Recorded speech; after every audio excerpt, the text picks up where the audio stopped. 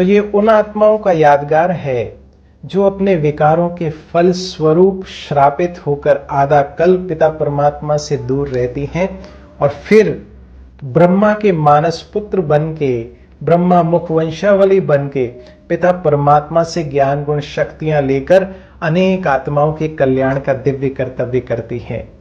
तो अब हमें पिता परमात्मा के ज्ञान गुण शक्तियों को स्वयं में धारण करके अपने आप को पवित्र शुद्ध बनाकर अनेक आत्माओं के कल्याण में अर्पित करना है।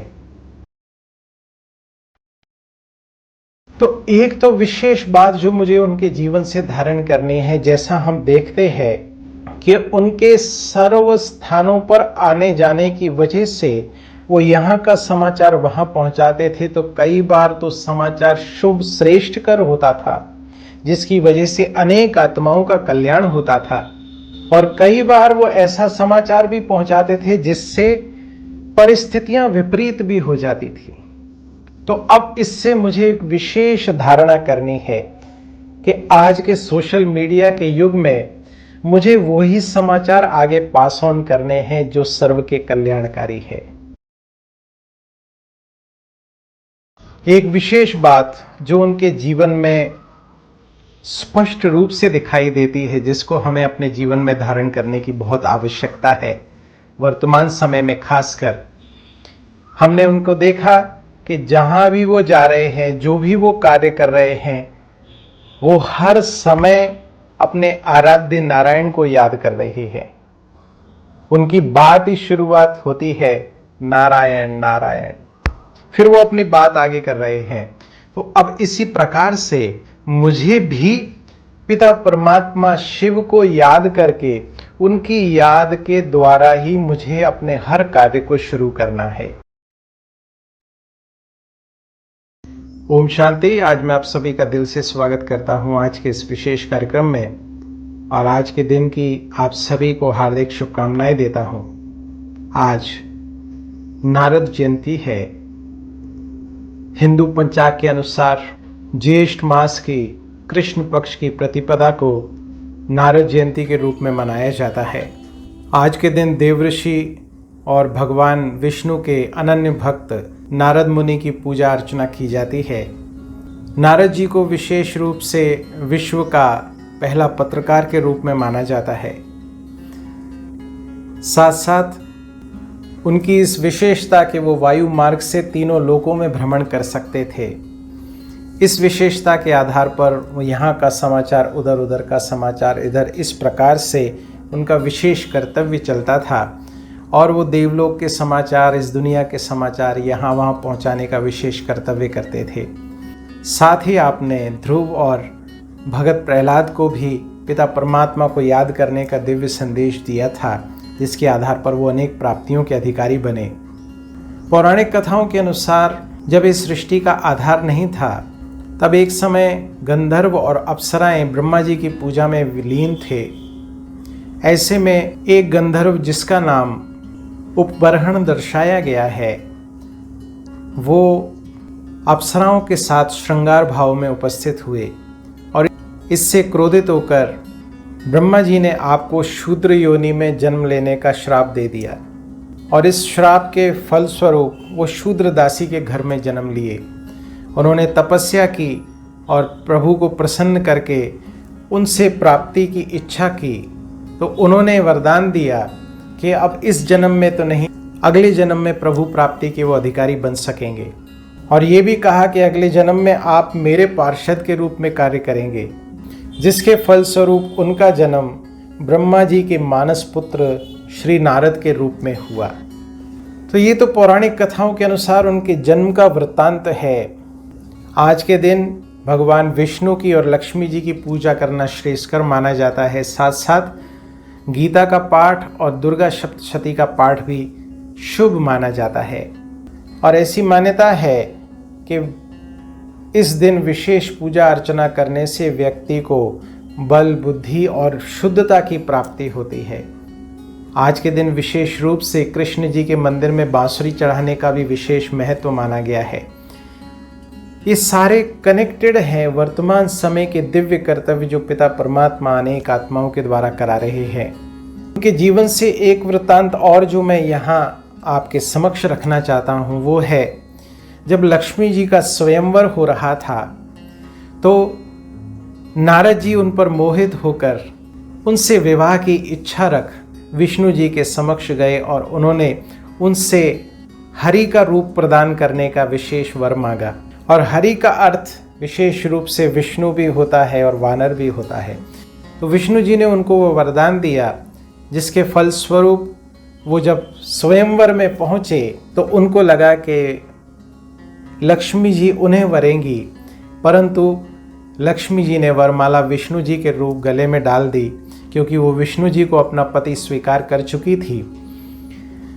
इससे बहुत रुष्ट होकर आप जब वापस लौट रहे थे तो उन्होंने अपना चेहरा पानी के सतह पर प्रतिबिंब के रूप में देखा, जो कि वानर के रूप में दिखाई दे रहा था।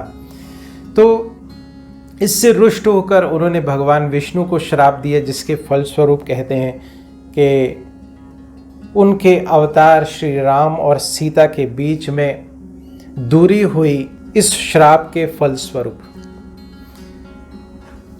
तो अब सारे जीवन वृत्तांत को देखें तो कुछ एक बातें हमें अपने जीवन में धारण करनी है वर्तमान समय के अनुसार, क्योंकि पिता परमात्मा दर्शा रहे हैं कि जो शास्त्रों में कथाएं दर्शाई हैं वो हमें मार्गदर्शन प्रदान करने के लिए, विशेष रूप से हमारा मार्ग प्रशस्त करने के लिए दर्शाई गई है। तो एक तो विशेष बात जो मुझे उनके जीवन से धारण करनी है, जैसा हम देखते हैं कि उनके सर्व स्थानों पर आने जाने की वजह से वो यहाँ का समाचार वहाँ पहुँचाते थे, तो कई बार तो समाचार शुभ श्रेष्ठ कर होता था, जिसकी वजह से अनेक आत्माओं का कल्याण होता था। और कई बार वो ऐसा समाचार भी पहुंचाते थे जिससे परिस्थितियां विपरीत भी हो जाती थी। तो अब इससे मुझे एक विशेष धारणा करनी है कि आज के सोशल मीडिया के युग में मुझे वही समाचार आगे पास ऑन करने हैं जो सर्व के कल्याणकारी है। मुझे वही बातें शेयर करनी है जिससे अनेक आत्माओं का कल्याण हो सकता है, भला हो सकता है। अन्यथा मुझे कुछ भी शेयर नहीं करना है इसके अलावा। दूसरी बात, जैसा उनके स्वयंवर के समय की बात आती है कि मुझे दुनियावी चीज़ों पर मोहित होकर मुझे अपने असल स्वरूप को नहीं त्यागना है, मुझे अपने रियलिटी में रहना है और साथ साथ बाह्य स्वरूप के साथ मुझे अंदर का दर्शन भी करते रहना है, जिसको स्वदर्शन कह रहे हैं पिता परमात्मा। स्वदर्शन कि जहाँ मुझे अपनी शक्तियों का, गुणों का आभास हो, साथ साथ मेरी कमी कमजोरियों का भी मुझे महसूसता हो, जिसकी आधार पर मैं उन्हें निकालने का पुरुषार्थ कर सकूं। तो पिता परमात्मा वर्तमान समय ये सारी शिक्षाएं हमें दे रहे हैं। एक विशेष बात जो उनके जीवन में स्पष्ट रूप से दिखाई देती है, जिसको हमें अपने जीवन में धारण करने की बहुत आवश्यकता है वर्तमान समय में, खासकर हमने उनको देखा कि जहाँ भी वो जा रहे हैं, जो भी वो कार्य कर रहे हैं, वो हर समय अपने आराध्य नारायण को याद कर रहे हैं। उनकी बात ही शुरुआत होती है नारायण नारायण, फिर वो अपनी बात आगे कर रहे हैं। तो अब इसी प्रकार से मुझे भी पिता परमात्मा शिव को याद करके, उनकी याद के द्वारा ही मुझे अपने हर कार्य को शुरू करना है। ये विशेष मंत्र उनके जीवन से मुझे धारण करना है। अगर मुझे हर कार्य में सफलता चाहिए तो अब मुझे कोई भी कार्य की शुरुआत मुझे पिता परमात्मा की याद के द्वारा ही करनी है। ये विशेष लक्ष्य मुझे आज से रखना होगा। तो पिता परमात्मा की याद में रहना और दूसरों को पिता परमात्मा की याद दिलाना, ये विशेष कर्तव्य मुझे करना होगा। अब जो विशेष रूप से गीता और मुरली की बात है इस दिन पर, तो मुरली माना पिता परमात्मा के महावाक्य जो मुरली को धारण करते और अनेक आत्माओं को धारण करने की प्रेरणा देते, उनके यादगार स्वरूप ये दिन है। और साथ साथ गीता की शिक्षाओं को स्वयं में धारण करना। गीता में वर्णित कि बच्चे काम महाशत्रु है, ये विकार आदि मध्यंत दुख देने वाले हैं, तो अब मुझे इन्हें त्यागने का विशेष पुरुषार्थ करना है। तो उनके जीवन से विशेष धारणाएं अपने जीवन में करना है। इस वर्ष ये विशेष लक्ष्य रखना है ताकि हम भी सुख शांति संपन्न बन सकें और देश विदेश के लिए विशेष कार्य करने के निमित्त बन सकें। जहां विश्व की अनेक आत्माएं विश्व का कल्याण करने के पुरुषार्थ में लगी हैं, वर्तमान समय हमें भी ये विशेष कर्तव्य करने हैं। तो इन सब बातों की विस्तार पूर्वक जानकारी के लिए आप सभी को हार्दिक ईश्वरीय निमंत्रण है। आप सभी आएँ, किसी भी निकटतम प्रजापिता ब्रह्मा कुमारी ईश्वरी विश्वविद्यालय सेवा केंद्र से संपर्क स्थापित करें और जाने समझें किस प्रकार से पिता परमात्मा हमें हमारे दिव्य स्वरूप का साक्षात्कार करा के, हमें हमारी कमी कमजोरियों से मुक्त बना के हमें शक्तिशाली और दिव्यता संपन्न बना रहे हैं। अनेक आत्माएं अपने जीवन को श्रेष्ठ बनाने के पुरुषार्थ में लगी हैं। आपका भी स्वागत है, आप भी आइए और इस बेहद कार्य में सहयोगी बनिए। इन्हीं शुभ भावनाओं के साथ आपका आने वाला समय मंगलकारी हो, कल्याणकारी हो। आप दिव्यता संपन्न जीवन बनाएं। आप पिता परमात्मा के मैसेंजर बन के श्रेष्ठ गुण और शक्तियों का मैसेज सर्व आत्माओं को दें। ये शुभ समाचार सबको सुनाएं कि अब ये कलयुगी दुनिया थोड़े दिन की और है, अब सतयुगी स्वर्णिम सुखों की दुनिया इस धरा पर आने वाली है। ये शुभ समाचार देने के हम निमित्त बने। तो बैठिए कुछ समय मस्तक सिंहासन पर। मैं आत्मा परमात्मा संदेश वाहक भ्रुकुटी सिंहासन पर विराजमान पिता परमात्मा मेरे द्वारा अनेक आत्माओं का कल्याण करा रहे हैं। मैं आत्मा परमात्मा शक्तियों को स्वयं में धारण कर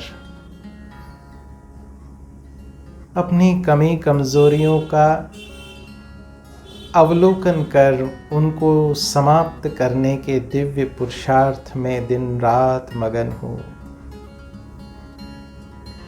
मैं स्वयं को संपन्न बनाकर अनेक आत्माओं का कल्याण कर रहा हूँ।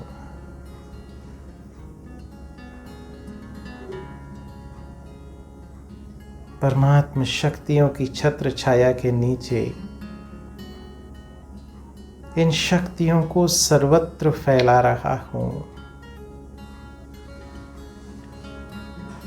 विश्व में सर्व को सुख शांति संपन्नता का विशेष उपहार प्रदान कर रहा हूं। तो देख लें फिर से स्वयं को। मैं आत्मा परमात्मा संदेश वाहक परमात्मा शक्तियों में संपन्न मस्तक सिंहासन पर विराजमान